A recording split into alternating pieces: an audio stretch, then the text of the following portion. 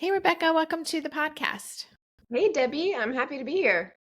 So, what I was thinking we should start with, I was looking over my notes before we jumped on the call. And in your bio, you say that you're a licensed dyslexia therapist. And I was like, I actually haven't heard, I've heard of coaches. And so, could you kind of set the stage and explain what you do as a licensed dyslexia therapist? And maybe as part of that, how or why or both you got into doing that work? Yeah, and that's a great question because it's a term we've been around for a long time. It's nothing new, but a lot of people don't really know what we are or what we do. I'm also what's called a certified academic language therapist. So those two titles kind of go hand in hand. It depends on who's calling you what. But really, what it is I have years of training in understanding the academic language acquisition process. So we're looking mostly at reading and writing. I hate in the reading, that's obviously where dyslexia comes in. But it's a deep dive training into everything that's needed to have reading and writing at an academic level. So basically, what we need to be successful in school. Mhm. So being able to understand what that process looks like, identify when maybe we're not going as expected, and then how to support that. So with interventions, whatever it might be. I also do a lot of work with other therapists outside of my scope of practice, so occupational therapists, all of that. But yeah, I basically started down this path. I was a classroom teacher for 8 years. I was mostly in first grade. I kept trying to move out, but my principals were always like, no, you're too good at it. You got to stay there.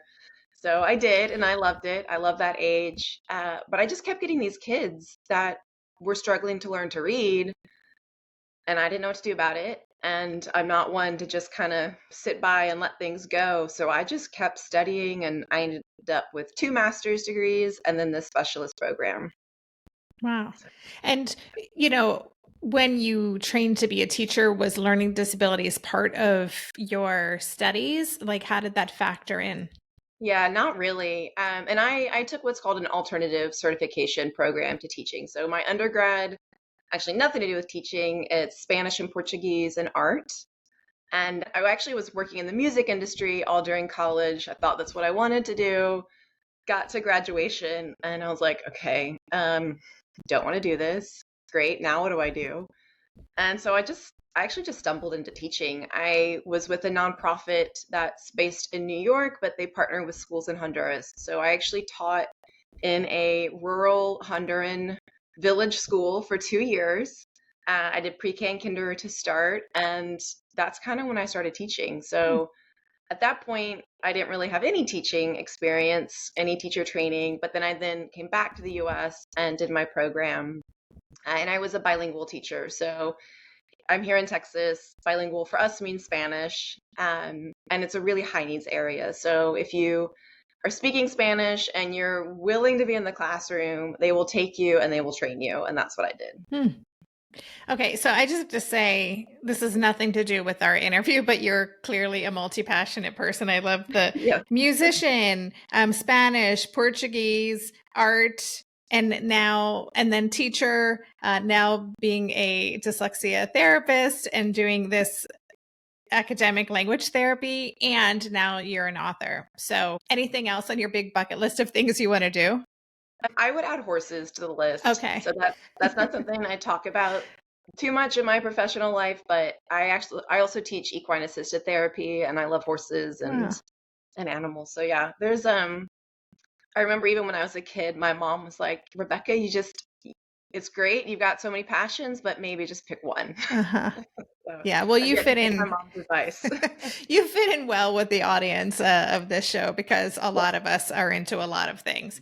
So that's very cool. So we are going to be talking about your book. So your book, which is just coming out in September, it's called Dyslexia and Your Newly Diagnosed Child: Parenting Essentials, Tips, and Strategies to Help Your Child.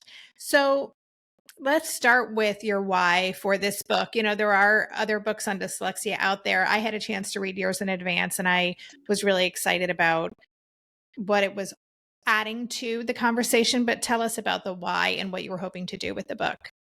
Yeah, so obviously there are resources for dyslexia out there. We've known for decades what it is. But surprisingly, there's actually a big gap for resources specifically for parents. So there's a lot of stuff for teachers. We've got programs, like all the ones I'm trained in. But when it comes to having in your hand, what am I supposed to do now, information for parents in one place, there's nothing out there. Mm-hmm. And so that was kind of my why. So in my private practice, I work directly with students, but I also do a lot of parent coaching, just helping them understand what's going on, what you need to say, who you need to talk to, because it's overwhelming. And even for me, I mean, this is my area of expertise. I really know what I'm talking about. And so for me, I can glance at a report and know exactly what to say. But when you don't have that understanding, and when it's your baby, right, and you're already feeling all the emotions around that.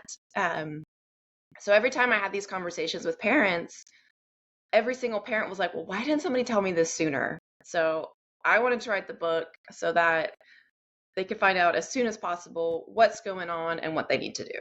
Yeah, I mean, I think that's what I liked about it so much and I have read many books on dyslexia. I've featured many authors on this show, and your book, I understood everything. And that, you know what I mean? Like you really broke it down. You have great visuals in there. Like it was just presented in such a kind of clear way that I imagine would be really gentle and supportive and comforting for a parent who's just found themselves, looking at this diagnosis and not knowing where to start. Yeah. So I actually want to ask, because you said you do work with parents in a coaching aspect when they're trying to grapple with their kids' diagnosis, when they first come to you, what are the things that come up for them the most, and what are they struggling with? A lot of times it's just this kind of overall feeling of overwhelm. And I think a lot of that comes down to just not understanding what's going on. There's still a lot of myths out there about dyslexia. A lot of times we hear that label and our brain automatically goes to, my kid's not going to read, they're going to drop out of school, all of these sort of doomsday feelings start to bubble up. But just being able to hit pause, take a deep breath, and understand we know exactly what dyslexia is and we know exactly how to help. So if we can get started and get a kid with intervention on the right path, they're not only going to be fine, they're going to do incredibly well. And I imagine that there are people who feel, in addition to the overwhelm, confusion. Also, we know that, similar with ADHD, that learning disabilities can be largely genetic or hereditary. And so is that part of a parent's experience, like feeling like, oh crap, I passed this on to my kid, or they feel bad about it, or maybe they feel bad because it took them so long to figure out what was going on? Yeah, I mean, what you're speaking to is that sort of guilt that can come with it, right? And you're absolutely right. I think there's many pieces to that. Dyslexia does have a genetic component, like a lot of these neurodiverse conditions. We actually think that if the parent has it, there's about a 50-50 chance that the kid is going to have it. It's that likely. It's also super common, right? I mean, about 1 in 5 people have some form of dyslexia. And then there's also that, well, why didn't I do something sooner? Like, oh, I thought there was something wrong. Why didn't I push harder? Why didn't I do this? And, we all have those feelings, right? No matter what it is we're looking at. But it's like this, who was it? I think it was Maya Angelou, right? Like when we know better, we do better. Mm-hmm. So as soon as we know what's going on, we just need to release those feelings, recognize them, right? Know that, yes, this is how I'm feeling. And then know too, at the end of the day, every parent does everything they can at every point to help their kid, right? Yeah. And so we just need to know that that's enough, right? And here we are, and we're in a good place, and let's just move forward. So I would love to better understand both kind of the ages of, some of these signs that parents might recognize as being, like, maybe there's a learning disability going on here, and then what those things might look like. Yeah. So a couple things we need to remember about dyslexia. So it is a continuum. right? It's going to look a little different for each individual. Obviously, there's common characteristics. Um, so on that continuum, right, we've got mild, moderate, severe. That's the textbook definition. I think it's way more, not complicated, but there's more layers to it than that, right? So we may see signs sooner in some individuals than others. But really, with dyslexia, it's reading. So we're having a hard time learning to read the words on the page. And there's knock-on effects to that. We may struggle to understand, we may have hard time with spelling. But if we just look at the reading piece and we connect that to listening, speaking, reading, and writing, they're all connected, right? So if I'm going to have a hard time learning to read, and those are signs that typically are going to pop up kindergarten, first, second grade. And those are the ones we usually notice, right? They're not learning their letters. They're not reading at the same rate as other kids in their classmate, or maybe they are, but it's still kind of hard for them.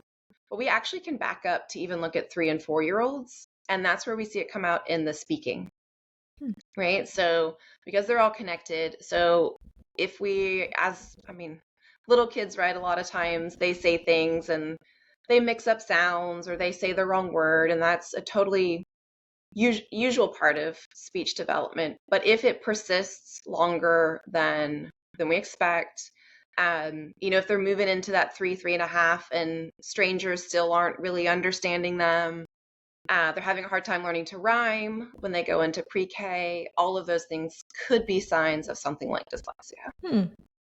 And when you say some people may struggle to understand them, are we talking about enunciation?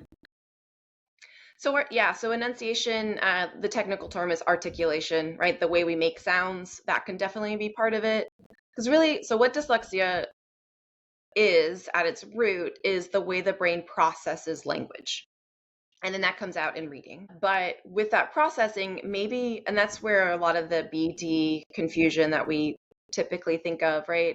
That actually comes back to the base layer of the sounds, b, d, being super similar, right? So if I close my eyes and I just hear those sounds, they're very, very alike. And so when we're first learning to talk, at 18 months, 2, 3, and the brain's having a hard time not hearing, your hearing is totally fine, but it's just the processing and the understanding of the difference in the sounds that can come out in how we say the sounds. And then if that persists, that can then come out in how we read as well. Yeah. Okay. Yeah. That makes sense. And then something I hear about sometimes, or parents ask me about in my community, is this idea of stealth dyslexia. Do you know what that is? What are we talking about? Yeah, so with that, so I would say in my private practice, in my clinic, I see kids all the time that aren't diagnosed until high school. Wow. And talking with a lot of parents, right, there is that genetic component. Their kid gets diagnosed, they look back on their education experience and they're like, oh yeah, that's me too, right? Like I must have it as well. And so it can kind of hide in there. The biggest sign for it hiding is going to be that even if your kid is performing at the level we, quote, expect, that their grades are good, they seem to be reading fine, it's way harder than it should be.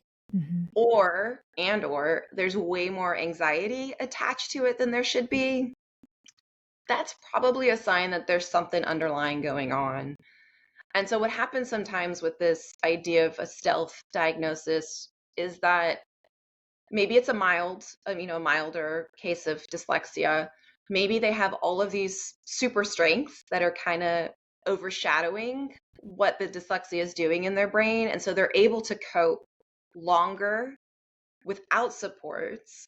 But at the end of the day, if we have dyslexia, we know how to help, right? So even if we get a diagnosis in high school, as an adult, whenever it is, there's still really great strategies and supports that we can put in place. So even it's so fascinating. Of course, there's so many adults who are being diagnosed or identified as autistic today, as ADHD. So we know there's this whole generation of adults who just were not seen for what was really going on with them. And I didn't realize that also applied to dyslexia. That's fascinating. Yeah. And I can only imagine how empowering it can be, Because so many of the myths around dyslexia are that you're lazy, you're stupid, you just need to try harder, all of these horrible ideas. And to have heard that message your entire life, all the way through school, college, everything, even if you've made it to be a successful adult, but to recognize, hey, there's a reason why all of these things are so much harder, right? Mm-hmm. Like, how liberating that would be to have that understanding about yourself. Yeah. And it's the same for kids, right? Like when they understand, oh, okay, so reading is hard for me because my brain just works a little differently. Yeah. And then we've also done episodes on dysgraphia and dyscalculia. If a child is dyslexic, statistically, is there a higher chance that they would also be identified with one or both of those learning disabilities? Yes. Yeah. So dyslexia is reading, dysgraphia writing, dyscalculia math. They all kind of go together. You can't have one without the other. We do sometimes see where dysgraphia can be missed or misdiagnosed because a lot of practitioners are going to go to dyslexia first. But there is some overlap there. Like, so dyslexia can impact spelling, right, as a knock-on effect of reading. But yeah, as far as statistics, I mean, first of all, any learning difference, it's pretty rare that they're gonna go by themselves. There's usually something else swimming along in there. Mm-hmm. So if you have dyslexia, the statistics kind of vary a little bit. But it's pretty likely about 50-50 that you'll probably have dysgraphia as well.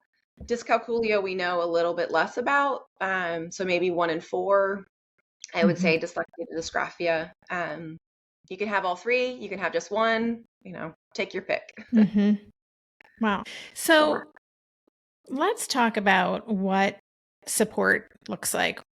You said we know what works, and you're trained in these modalities or approaches that support dyslexic students. So what are the approaches that parents need to know about to get their kids the help they need? So we want to start intervention as soon as possible, right? We know early intervention is going to have your biggest impact, your biggest bang for your buck. What that's going to look like, and you hear slightly different terms. So OG is going to be the biggest term you hear. That's Orton-Gillingham. It's 2 researchers from back in the 20s and 30s. And they were the ones that first came up with this idea of what we now usually call structured literacy. So the thing with dyslexia is that there's parts of the written language that don't just automatically make sense. So we're going to break it down piece by piece and explicitly teach how the English language, or whatever language you're talking about, but how the written language works. And so that's going to be OG based. We now also hear this term science of reading, which is largely based on OG research. It's kind of all the same. The difference is going to be the intensity. And one of the key factors we want to think about with any learning difference is what we call multisensory. So what we're doing with multisensory, right, if you think of your 5 senses, but the 3 we typically go for would be your touch, speaking, and hearing. So if I can see it, I can say it, and I can move it all at the same time or in a quick succession, I'm actually connecting different parts of my brain to create this stronger map and the stronger network around the area that's not as strong as I want it to be. So when I think, if I'm going to spell, I don't know, the word cat, right? I need CAT, so I've got to break down the sounds. When I have more pieces of my brain doing that together, it's going to come together more quickly. Yeah. So even just the way you're explaining that, it's making sense to me in a way that it hasn't in the past. And so we're literally rewiring the brain by doing this work. It's not just learning kind of some tricks or strategies to do this, where you're changing the neurobiology of the brain.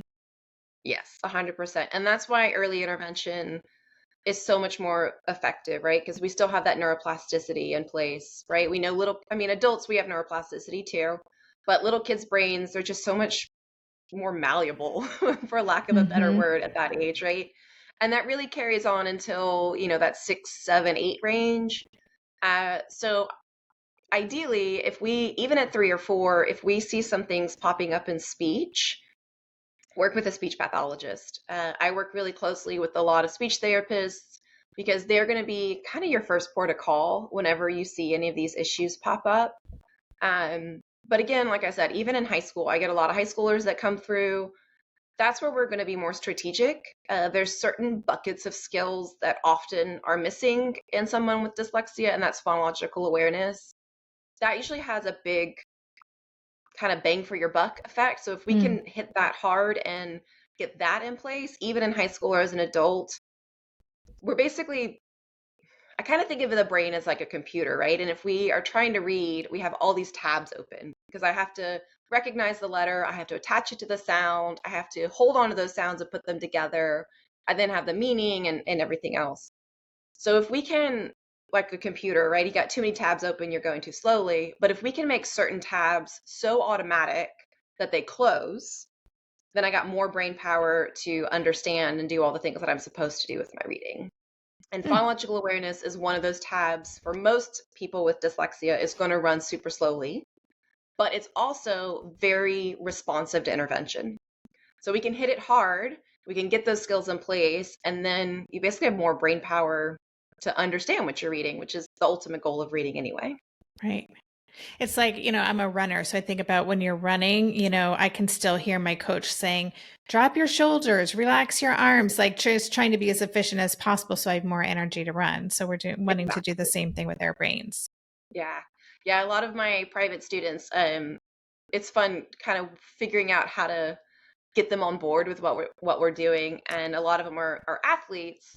And so using that sport analogy, like, okay, remember when your coach has you run sprints, so you build your stamina, right? We're gonna run a sprint right now, or we're gonna practice catching the ball or whatever it is. But being able to connect it, just like you're doing, connect it to something they know, then they understand. Even if they don't fully understand, but they kind of understand why they're doing it, and then that buy-in goes up as well. So I was going to pivot to talking about school supports, but before I do that, you just talked about, especially when you're working with older students, getting them on board. Can you talk a little bit about when you work with kids who have just discovered their dyslexia, whether they're young or older? What is that process like in helping them kind of integrate that information? Yeah. And this is, first of all, it comes down to parents' choice. I always communicate with the caregivers. If they don't want their child to know the diagnosis, then I'm going to honor that. That's their choice.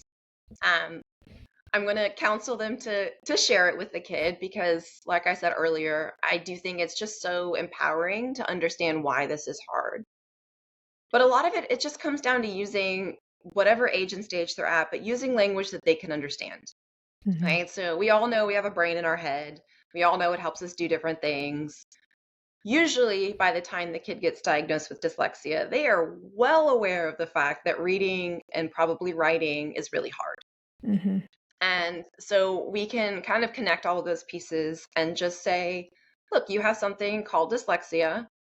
I know that's kind of a big, weird word, but basically what it means is that the parts of your brain that help you read are working a little differently than maybe some of your friends. So here's this new teacher, reading therapist or whatever you want to call them, that's going to be helping you learn to read in a way that works for your brain. And I can tell you, we know anxiety pretty much goes hand in hand with learning differences. So I've seen all kinds of sort of social emotional things with kids in my practice, especially those first couple of sessions, right? That wall is sky high, especially the older kids that come in, right? Like they don't want anything to do with me because they know this is really hard.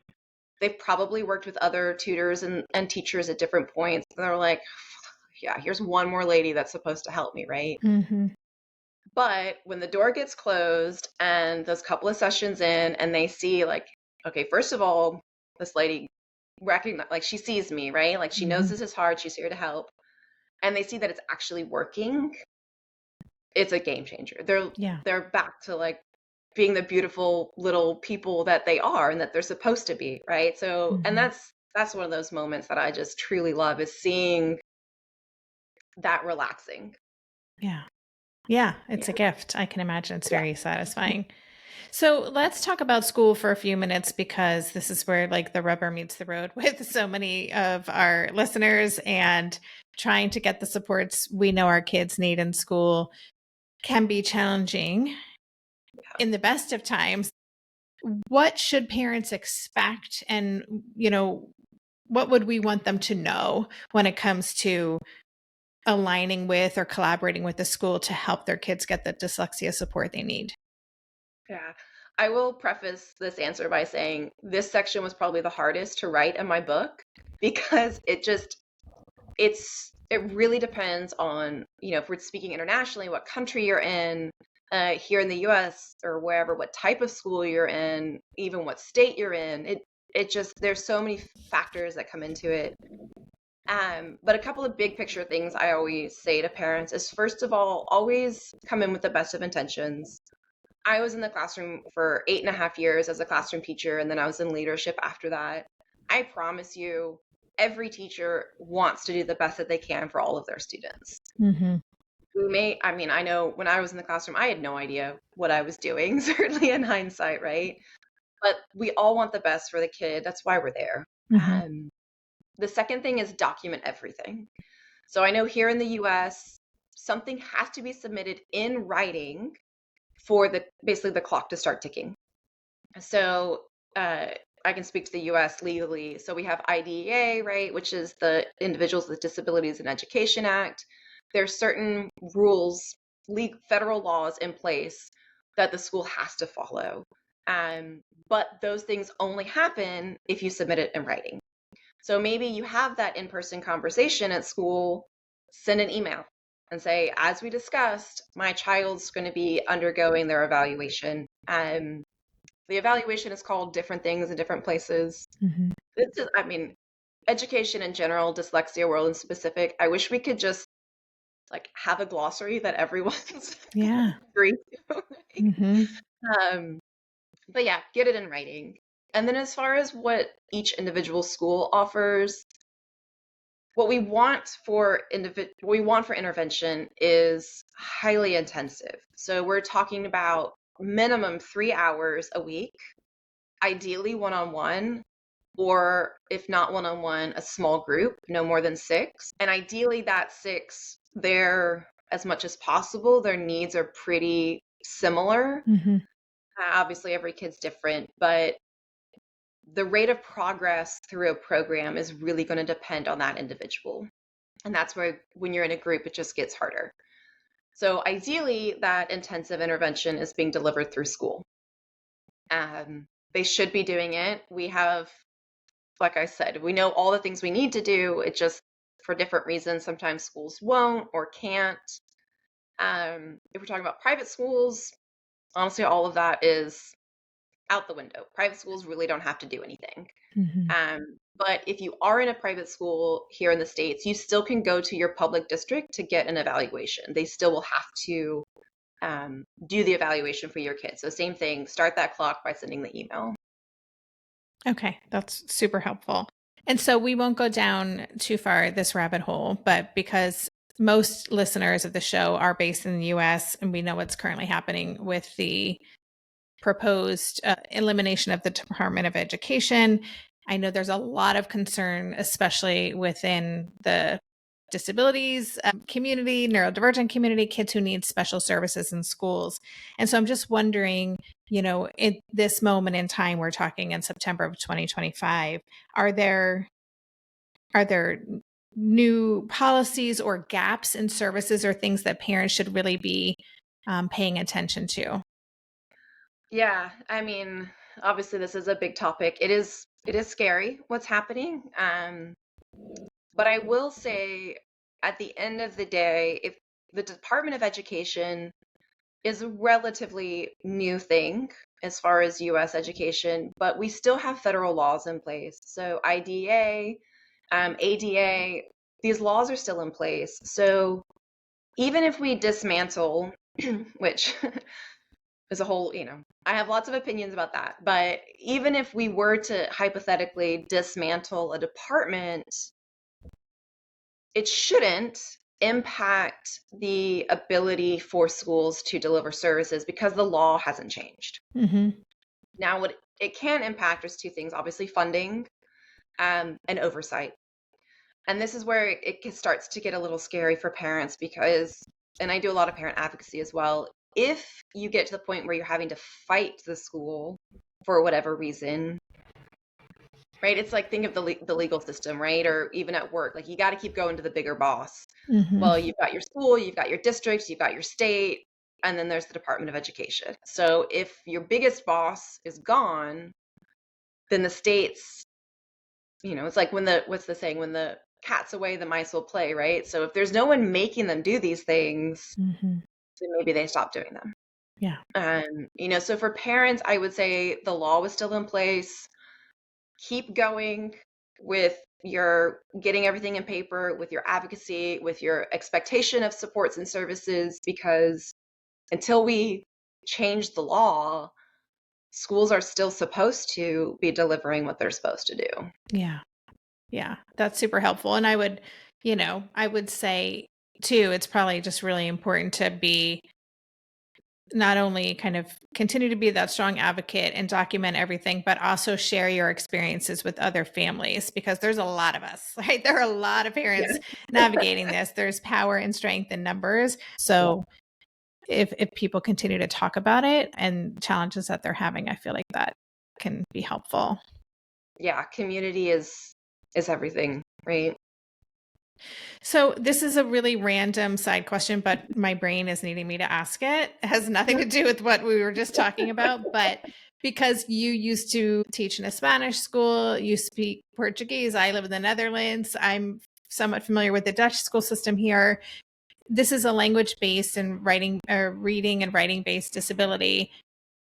Is it the exact same thing across all languages? Is that a silly question? I'm just wondering. No, it's not Yeah. at all. It's and yeah, and I speak multiple languages. I spent pretty much the majority of my teaching career in international schools, bilingual schools, and not just Spanish, Portuguese. I've been in German and French. I lived in Hong Kong for a long time, so we were looking at Mandarin and Cantonese. So yeah, this is where I get like really nerdy about the answer because the brain is just super fascinating. And so what happens with reading is there's no one part of the brain that helps us read. And that's because reading and writing, as far as human civilization goes, are actually relatively new concepts. It's only been about 5,000 or 6,000 years that these kind of random marks on now a page or screen, but used to be the stone or the papyrus or whatever actually meant something. It was people that said, hey, if I put these little scribbles together, that means this. And so when we read, there's what a lot of researchers call a pathway. And so there's a bunch of different parts of the brain. It's kind of like watching a symphony. So this one lights up, then that one lights up, but they're all working together to help us read. And part of that is parts of the brain that are kicking on are based on how the written language works that you were reading in, right? So English, it's a phonetic language. We have letters, a letter or group of letters that represent a sound, and we break it apart and put it together. So Spanish is the same, right? Spanish is what a lot of researchers call transparent. It's much more transparent, one letter, one sound. English, because of our history and, whole reasons, is not as transparent, but that's how our language works. If we were to think about something like Mandarin Chinese that's using simplified characters, that's a picture, right? And then there's the radicals and all the things that you can pile on top of each other to make different words, but it's a different part of the brain that's kicking in. Some parts are the same, right? Because language is language for everyone, but it's the written component that changes. And that's where we can see dyslexia look a little different depending on the writing system of that language. So I don't know much about Dutch, but I believe they use letters like we do. So it would probably be very similar for someone with dyslexia to have a hard time reading Dutch and English, but they may not have that same difficulty in something like Chinese with traditional or modern character. Fascinating. Okay, thank you. That was a really interesting answer. And a little side question to that question, is it harder for dyslexic students to learn second languages? Not necessarily. Obviously, this is where each individual is different. It kind of looks, if there's other diagnoses kind of riding along, perhaps. If we're looking at sort of an overall language delay or language processing disability, it could be, but not necessarily. And actually, what's really cool about speaking multiple languages, whether you have dyslexia or not, is that we know basically the brain works more, right? So if you're speaking multiple languages throughout the day, Alzheimer's is perhaps less likely. So really what we're doing is we're strengthening the brain. So for somebody with dyslexia, the parts of the brain that we want strengthened anyways are probably going to be strengthened by speaking multiple languages. Writing multiple languages and reading and writing multiple languages may be trickier, but not necessarily speaking. Okay, great. Thank you. Thanks for going on that little tangent with me. I appreciate that. Yeah, I love this. I could talk about this stuff all day. So. Yeah, I can tell you're really into it, which is exactly perfect for the work that you're doing and makes total sense why you wrote this book, because you have a lot to share and you want it to be accessible to everybody, which is great.